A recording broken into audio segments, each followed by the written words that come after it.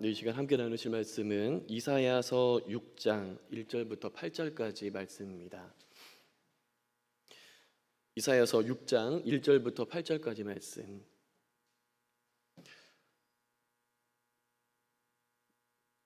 다 찾은 줄 알고 같이 한 목소리로 합독하는 시간 갖도록 하겠습니다. 1절부터 8절인데요. 같이 한번 읽어보도록 하겠습니다. 함께 읽겠습니다. 시작.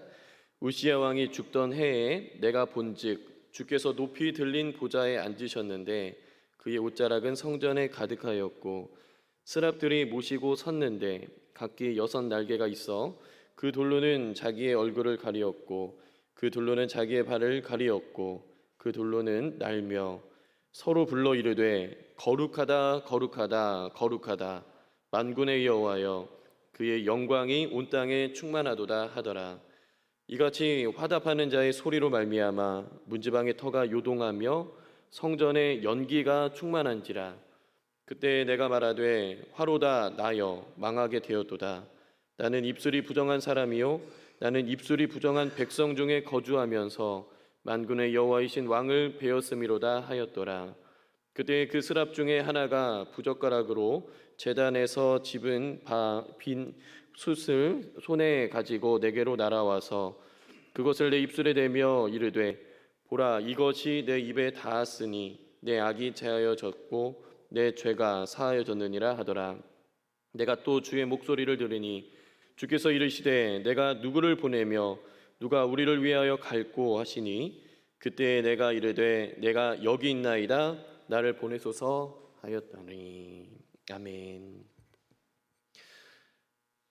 네, 할렐루야. 우리 옆에 있는 분들, 우리 앞뒤에 계신 분들과 함께 이렇게 한번 인사해 보도록 하겠습니다. 우리 눈을 한번 바라보시면서요, 하나님이 우리와 함께 하십니다. 함께 인사해 보겠습니다. 하나님 우리와 함께 하십니다. 네. 하나님이 우리와 함께 하십니다. 두세 사람이 내 이름을 모인 곳에 나도 그들과 함께 있으리라 말씀하신 주님께서 이곳에 임마누엘 하심을 믿으시죠? 아멘. 네. 6월부터 우리는 하나님의 관계적 임재라는 주제로 성경을 살펴보고 있습니다. 2주 전에 역사서와 시편, 지혜서에 나타난 하나님의 관계적 임재를 나눴는데요. 이스라엘 백성들의 하나님이 되셔서 그들과 함께 하시겠다고 약속하셨던 것을 친히 이루셨던 것을 우리가 보게 되었습니다. 이스라엘을 출애굽시키시고 홍해를 가르며 광야의 여정 동안 하나님의 인도하심대로 이끌었던 영적 리더 모세가 죽은 뒤에 엄청난 부담감을 갖고 여호수아가 후계자로 세워졌는데요. 하나님은 그에게 두려워하지 말고 놀라지 말며 율법을 주야로 묵상하고 지켜 행하면 형통케 하시겠다라고 여호수아 1장 8절에 말씀하셨습니다. 그리고 첫 번째 관문인 큰 성 여리고를 하나님만이 할 수 있는 놀라운 방법으로 무너지게 되는 것을 경험하죠. 이처럼 하나님의 임재는 그의 백성들에게 승리를 안겨주고 어디로 가야 할지를 인도하며 어렵고 힘든 중에도 참된 평강을 주셨습니다. 이 모든 것은 세상이 줄 수 없는 하나님의 임재의 현실성을 드러내며 오늘을 살아가는 우리에게도 함께하사 부어주고 계심을 믿습니다. 그러나 승승장구할 것 같았던 이스라엘 백성은 패하게 됩니다. 그것은 하찮게 여겼던 아이성에서 일어나는데요. 여리고성을 함락한 후 생긴 전리품들을 취하지 말라는 하나님의 명령을 아간이 어김으로 발생된 현상이었습니다. 무소부재하신 하나님께서는 그 모든 것을 보고 계셨던 것이죠. 그 불순종이 하나님의 임재의 중단을 초래시켰고 공동체 전체에게 악영향이 끼쳤습니다. 사사기에 나오는 죄의 사이클도 함께 나눴었습니다. 이스라엘 백성들이 범죄하면 하나님은 징계를 하시고 그리고 죄를 깨달아 회개하며 돌이키면 하나님은 사사를 세워서 그들을 구원하였습니다. 그러나 시간이 지나면 다시 이 사이클이 반복되었죠. 죄의 속성을 가진 인간의 힘으로는 이 죄의 굴레를 벗어날 수 없었기에 하나님의 은혜와 그분의 임재 안에 머무는 것이 필요하다고 말씀드렸습니다. 그리고 여호와의 영이 사사, 선지자, 왕 등에게 임하여 그분의 목적과 뜻을 이루는 것을 보았고요.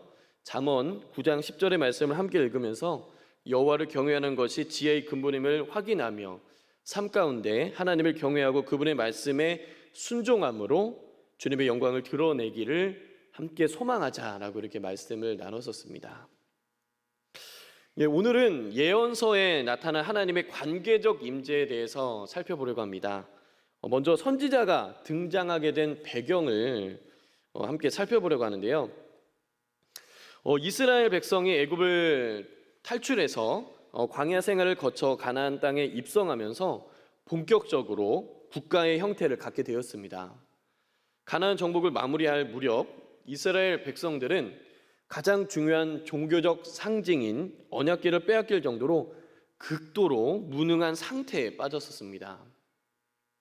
이에 하나님은 사무엘을 보내셔서 그 백성을 다스리게 하시지만 백성들은 사무엘을 통해 하나님께 다른 나라들처럼, 이방 나라들처럼 눈에 보이는 왕을 요구하게 되죠.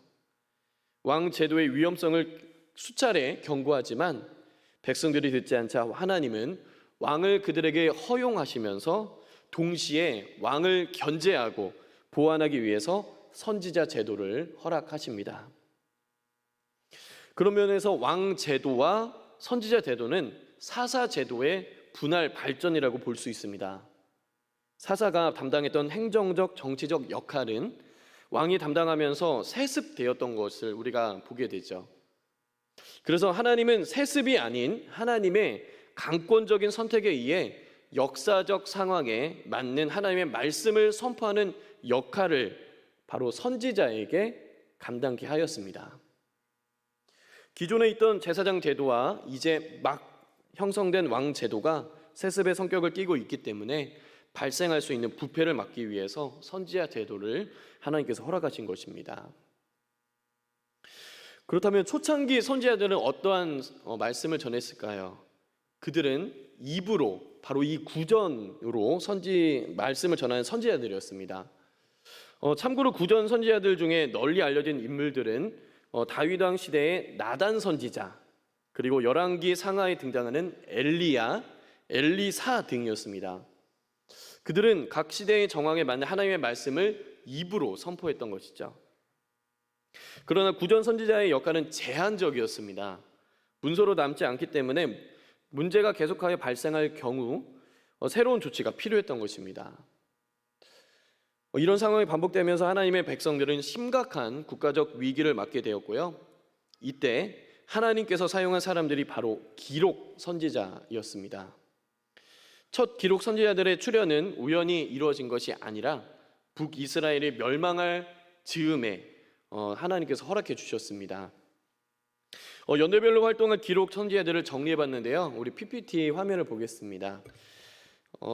다음과 같습니다. 기원전 9세기에는 오바댜, 요엘, 그리고 기원전 8세기에는 호세아, 아모스, 요나, 바로 북이스라엘에서 활동했던 그런 선지자였고요. 그리고 남유다에서 활동했던 이사야, 미가가 있었습니다. 그리고 기원전 7세기에는 나움, 스바냐, 하바국, 예레미야, 그리고 포로기 시대에는 다니엘, 에스겔, 그리고 포로기 이후에는 학개, 스가랴, 말라기 등 여러 선지자들을 통해서 이 기록 선지자들로 그렇게 쓰임 받았습니다. 예언서는 아시다시피 대예언서와 소예언서가 있습니다. 대예언서는 이사야, 예레미야, 에스겔, 다니엘서가 있고요. 소예언서는 12개로 오바댜, 요엘, 호세아, 아모스, 요나, 미가, 나움, 스바냐, 하박국, 학개, 스가랴, 말라기로 구성되어 있습니다. 이렇게 구분하게 된 것은 어느 책이 좋고 특별해서라기보다는 장수가 많으면 대예언서, 그리고 적으면 소예언서였습니다. 각 예언서에는 독특한 특징이 있습니다. 하지만 저는 하나님의 관계적 임재라는 측면에서 공통적인 부분을 살펴보고자 합니다. 몇 가지가 있는데요. 우선 이 한 문장으로 축약하고 싶습니다. 이스라엘의 거룩하신 이는 성전에 거하신다. 이스라엘의 거룩하신 이는 성전에 거하신다. 하나님은 이스라엘의 거룩한 이십니다. 이 어구는 이사야서에 자주 등장하는데요. 1장부터 39장에 10번 나오고, 그리고 40장에서 66장에는 12번 나올 정도로 계속해서 반복해서 나오고 있습니다. 이 어구가 중요한 이유는요, 내포하고 있는 것처럼 하나님은 바로 거룩하신 속성을 가지고 계시며 택하신 백성 이스라엘과 함께하고 깊은 관계를 맺고 있다는 것을 말하고 있기 때문입니다. 모세오경과 역사서에 이어져 왔던 하나님의 이 거룩한 속성은 예언서에도 관통하고 있습니다. 그 무엇과도 표현할 수 없는 하나님의 이 거룩함은 이사야를 부르실 때 확연하게 드러납니다. 이사야서 6장 1절부터 3절을 우리 함께 읽어보도록 하겠습니다. 우리 이사야서 6장 1절부터 3절입니다. 우리 함께 읽겠습니다. 시작. 우시야 왕이 죽던 해에 내가 본즉 주께서 높이 들린 보좌에 앉으셨는데 그의 옷자락은 성전에 가득하였고 스랍들이 모시고 섰는데 각기 6날개가 있어 그 둘로는 자기의 얼굴을 가리었고 그 둘로는 자기의 발을 가리었고 그 둘로는 날며 서로 불러 이르되 거룩하다 거룩하다 거룩하다 만군의 여호와여 그의 영광이 온 땅에 충만하도다 하더라. 아멘. 이 거룩하신 하나님은 어디 계시다고 하시나요? 바로 성전에 계십니다. 하나님께서는 우리가 1강에서도 말씀드렸던 것 같이 모든 곳에 계신 초월성을 가지고 계시지만 언약을 맺은 이스라엘과 함께 하시기 위해 한정된 장소인 성전에 머무셨습니다. 예언서에는 성전, 성소, 여호와의 집 등 여러 가지로 표현하면서 나타내었는데요. 한 예로 예레미야 7장 10절에서 11절을 함께 읽어보도록 하겠습니다. 예레미야 7장 10절에서 11절입니다. 우리 함께 읽어보겠습니다. 시작. 내 이름으로 일컬음을 받는 이 집에 들어와서 내 앞에 서서 말하기를 우리가 구원을 얻었나이다 하느냐. 이는 이 모든 가증한 일을 행하려 함이로다. 내 이름으로 일컬음을 받는 이 집이 너희 눈에는 도둑의 소굴로 보이느냐. 보라, 나 곧 내가 그것을 보았노라. 여호와의 말씀이니라. 하나님께서는 이 성전에 거하시면서 이스라엘 백성들이 범하는 가증한 일들을 두 눈으로 똑똑히 보고 계셨던 것을 이렇게 표현하고 있습니다. 또한 이사야서와 예레미야서처럼 에스겔 8장부터 11장에서는 하나님이 백성들의 죄로 말미암아 성전을 떠나시기 전에 거하시는 모습을 묘사합니다. 성전의 문지방과 뜰, 물두멍 등 여러 곳을 영이신 하나님께서 실제 거주하시는 사람처럼 거니는 것처럼 이렇게 표현하고 있었습니다. 이처럼 이스라엘과 함께 하시기로 작정하신 하나님은 그곳에서 백성들의 예배를 받으시고 영적인 교통, 영적인 소통, 영적인 교제를 나누기 위해 특별히 구별하여 세워진 이 성전에 임재하고 계셨던 것입니다. 하나님의 풍성한 관계적 임재 속에서 인간은 안타깝게도 추방을 당합니다. 죄에서 돌이켜 하나님께 돌아오라는 여러 예언자의 간곡한 호소 속에서도 아랑곳하지 않고 죄를 즐기다가 하나님의 때에 심판은 단행됩니다. 하나님께서 거하신다고 여겨지는 이 성전이 우리에게 있고 하나님의 백성이라는 선민사상이 우리 안에 계속해서 내포해 있기 때문에 그들을 하나님께서는 분명히 지켜주실 것이다 라고 여겼지만 죄에 대한 심판은 처절하게 임해졌습니다. 그 죄의 결과는 처참했죠. 심판의 원인은 무엇이었습니까? 가장 큰 원인은 이스라엘 백성들의 악한 영적 상태였습니다. 이스라엘 백성들은 죄를 일삼고 가증한 일을 행하여 그들 가운데 거하시는 하나님을 버렸습니다. 이사야 1장 4절의 말씀을 같이 한번 읽어보도록 하겠습니다. 이사야서 1장 4절입니다. 우리 함께 읽겠습니다. 시작. 슬프다 범죄한 나라요 허물진 백성이요 행악의 종자요 행위가 부패한 자식이로다. 그들이 여호와를 버리며 이스라엘의 거룩하신 이를 만홀히 여겨 멀리하고 물러갔도다. 여기서 자세히 보시면 여호와를 버리며 만홀히 여기며 멀리하고 물러갔도다라는 동사는 모두 그들이 전에 하나님과 맺은 밀접한 관계를 의도적으로 저버렸다는 것을 암시하고 있습니다. 그리고 이 용어들은 개념상 이스라엘 백성들이 하나님과 맺은 기본적인 언약 관계를 깨뜨렸다는 함의뿐만 아니라 공간적인 함의도 전달합니다. 즉 이스라엘은 하나님의 임재로 말미암는 영적인 돌봄 아래 살았던 것의 경계를 아예 벗어났다는 것이죠. 또한 이 에스겔 8장에서 11장에서 하나님은 성전 바로 안에서 그리고 성전 주변에서 백성들이 행한 우상 숭배로 인해 거룩함을 훼손당합니다. 에스겔서 8장 6절에서 7절 말씀을 같이 한번 읽어보도록 하겠습니다. 에스겔 8장 6절에서 7절입니다. 같이 한번 읽어보겠습니다. 시작. 그가 또 내게 이르시되 인자야, 이스라엘 족속이 행하는 일을 보느냐? 그들이 여기에서 크게 가증한 일을 행하여 나로 내 성소를 멀리 떠나게 하느니라. 너는 다시 다른 큰 가증한 일을 보리라 하시더라. 그가 나를 이끌고 뜰문에 이르시기로 내가 본즉 담에 구멍이 있더라. 이 에스겔서는 특별히 하나님의 거룩하신 임재를 거슬러 행하는 이 구체적인 더럽힘을 자주 지적하고 있는 것을 보게 됩니다. 존 크츠코라는 신학자는 그분의 임재를 거스르는 주요 원인인 이 우상 숭배가 하나님의 임재에 대한 불법적인 표현이라고까지 말하며 하나님의 백성이라고 불리는 이스라엘의 치명적인 폐해임을 드러내었습니다. 심판당하는 이스라엘을 향하여 하나님은 어떠한 반응을 보이셨을까요? 실제로 그들로부터 멀리 떠나시고 그분의 임재를 옮기셨습니다. 이것은 하나님께서 그분의 얼굴을 숨기시거나 자신을 그들로부터 숨기신다는 관용어로 여러 번 표현하였습니다. 이사야 64장 7절을 같이 한번 읽어보도록 하겠습니다. 이사야서 64장 7절입니다. 우리 함께 읽겠습니다. 시작. 주의 이름을 부르는 자가 없으며 스스로 분발하여 주를 붙잡는 자가 없사오니 이는 주께서 우리에게 얼굴을 숨기시며 우리의 죄악으로 말미암아 우리가 소멸되게 하셨음이니이다.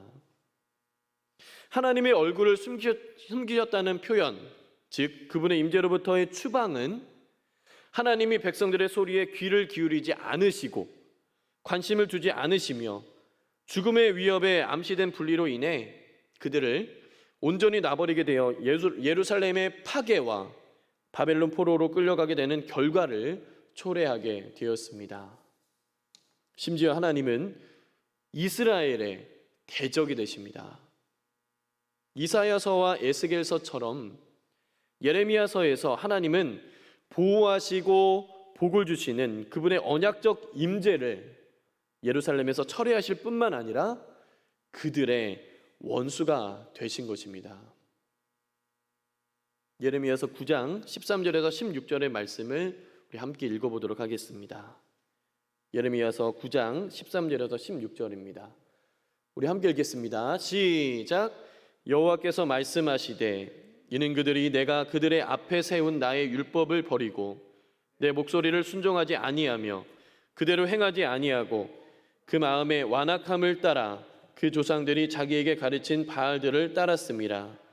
그러므로 만군의 여호와 이스라엘의 하나님께서 이와 같이 말씀하시니라. 보라, 내가 그들 곧 이 백성에게 쑥을 먹이며 독한 물을 마시게 하고 그들의 조상이 알지 못하던 여러 나라 가운데 그들을 흩어버리고 진멸되기까지 그 뒤로 칼을 보내리라 하셨느니라.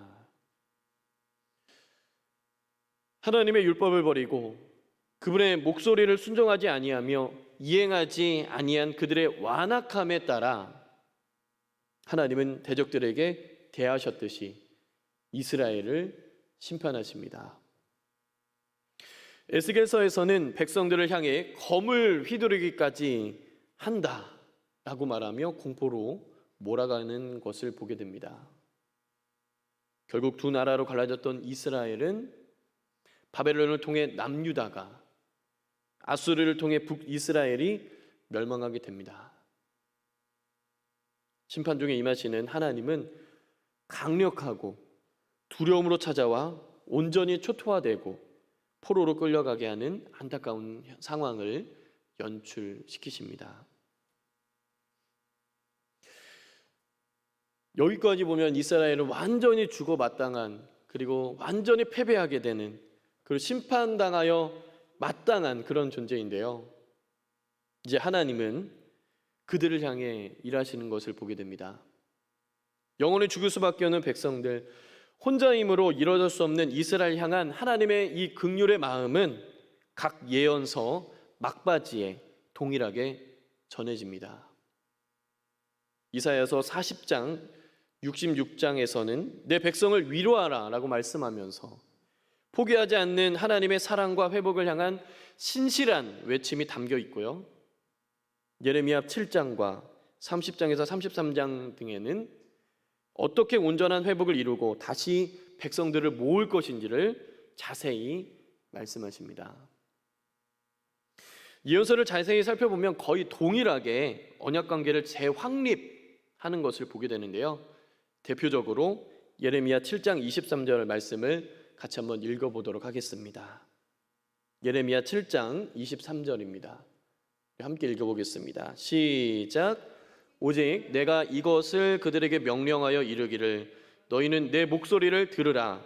그리하면 나는 너희 하나님이 되겠고 너희는 내 백성이 되리라. 너희는 내가 명령한 모든 길로 걸어가라. 그리하면 복을 받으리라 하였으나. 또 한 구절을 같이 한번 읽어보겠습니다. 이사야 41장 10절인데요, 같이 한번 읽어보겠습니다. 시작. 두려워하지 말라. 내가 너와 함께함이라. 놀라지 말라. 나는 내 하나님이 됨이라. 내가 너를 굳세게 하리라. 참으로 너를 도와주리라. 참으로 나의 의로운 오른손으로 너를 붙들리라. 아멘. 이것은 출애굽기 19장에서 모세가 시내산에서 하나님과 언약을 맺었던 내용을 다시 한번 재확립하는 내용입니다. 그 내용은 딱 세 가지입니다. 우리 화면을 보시면 나와 있는데요, 첫 번째로 나는 너희의 하나님이 될 것이다. 두 번째는 너희는 내 백성이 될 것이다. 나는 너희 가운데 거할 것이다 라는 내용입니다. 이 언약이 유효하기 위해서는 하나님을 인정하고 그분의 율법을 지켜 행해야 합니다. 그 무엇보다 당시에 팽배했던 우상 숭배를 철저하게 끊고 유일하신 참 하나님만을 섬기는 것을 하나님께서 간절히 바라셨던 것입니다. 그것이 첫 번째로 주신 일계명이요, 하나님께서 관계 회복의 가장 큰 열쇠였던 것입니다. 그러할 때 하나님은 백성들 가운데 임재하실 거라고 약속하십니다. 이사야서에서는 내가 너와 함께할 것이다, 내가 너와 함께함이라 라는 어구가 반복해서 등장합니다. 이 임재는 이스라엘이 회복되고 하나님이 시온에 다시 오신 이후에만 경험할 수 있는 것이 아니라 오히려 현재 포로지에 있는 그들 가운데 임하여 보호하시고 회복을 재건하는 때에도 힘과 능력을 공급할 것이라고 약속하시는 것입니다.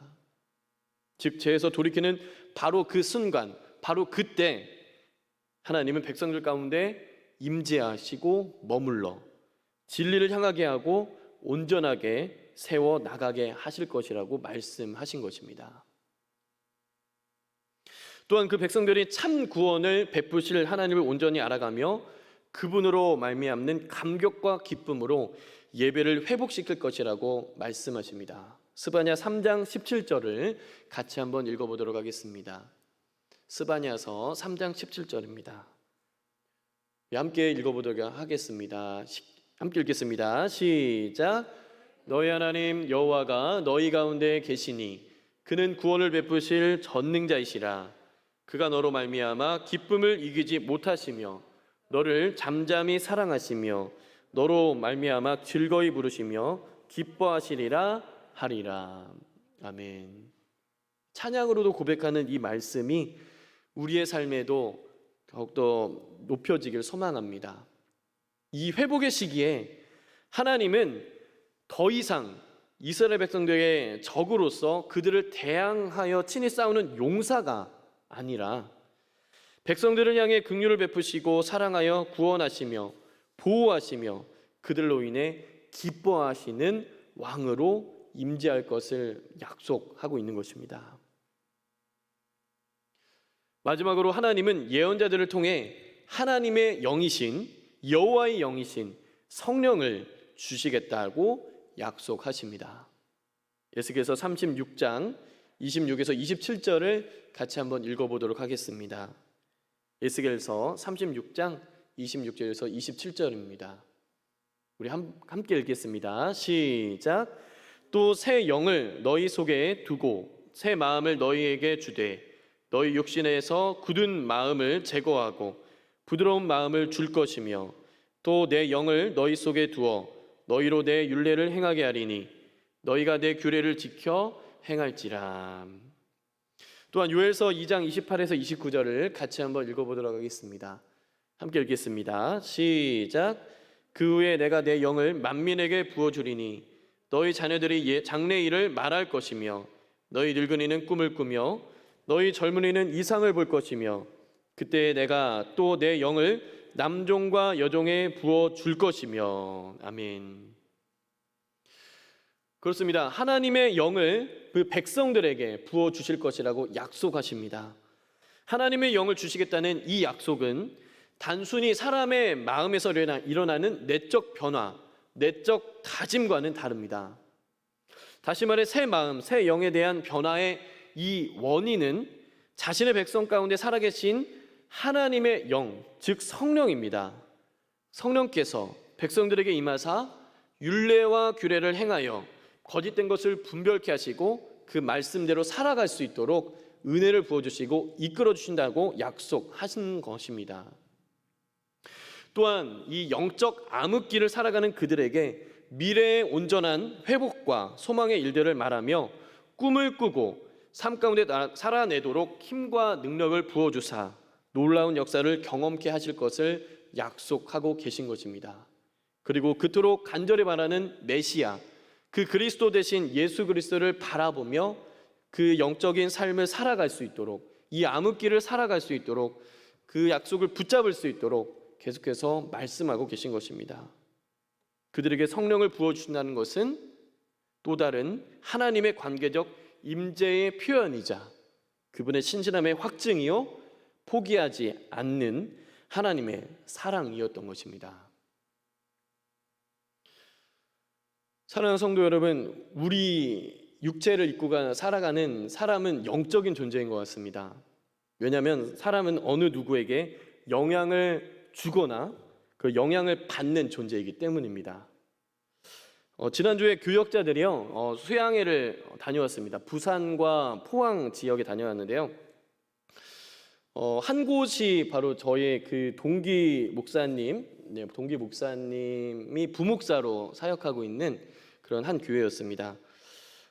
경상도 사투리가 파격적으로 들려오는 그 지역에서 충청도가 고향인 친구가 부목사로 사역하는 그 교회였는데요. 이제 저희 수양회 일정을 좀 조율하기 위해서 제가 그 일찍이 그 친구에게 좀 전화했습니다. 그래서 딱 전화해서 누구누구야 나야 이렇게 했더니 이 친구가 굉장히 안도감을 좀 느꼈습니다.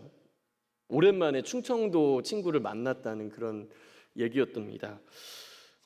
그게 어떤 일이냐 이렇게 얘기해 보니까 이 친구가 지금 5에서 6년 정도 사역을 하고 있는데 맨 처음에 왔을 때 이 경상도 사투리가 굉장히 어려웠다고 합니다. 그냥 말하는 건데 괜히 그냥 싸우자는 그런 의미인 것 같고, 그리고 사투리로 말하는데 무슨 의미인지 몰라가지고 정말 좀 난감할 때가 많았다고 합니다. 이제 5에서 6년 정도 접어드니까 자기도 모르게 사투리를 하게 되고 뭐라고 하는지를 알게 되며 자기도 이렇게 얘기를 하다 보니까 주변에서 왜 싸우느냐라고 이렇게 말릴 정도로 이렇게 현지인이 되었다라고 말하면서 저와 함께 만나면서 이렇게 좀 안정감을 누렸다라는 그런 얘기를 좀 했습니다.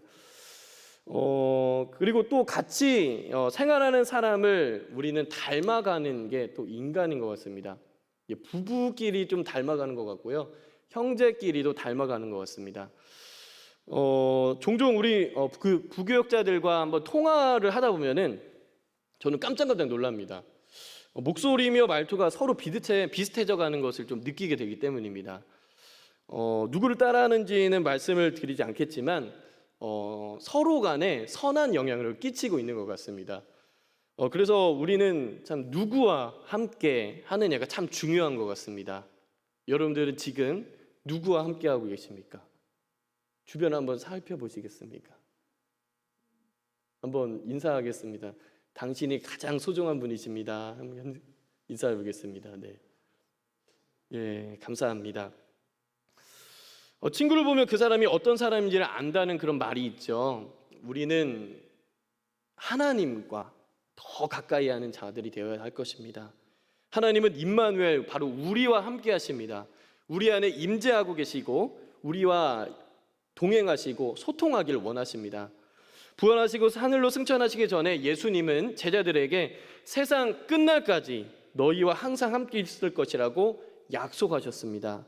주님은 약속하신 대로 보혜사 성령을 우리에게 보내주셨고 그분의 길을 따라가는 모든 자들에게, 주님의 길을 쫓아가는 모든 제자들에게, 하나님의 백성들에게 주의 자녀된 정체성을 되새기고 하나님의 나라를 꿈꾸며 바른 길을 걸어가도록 인도하고 부어주시고 동행하고 계심을 믿습니다.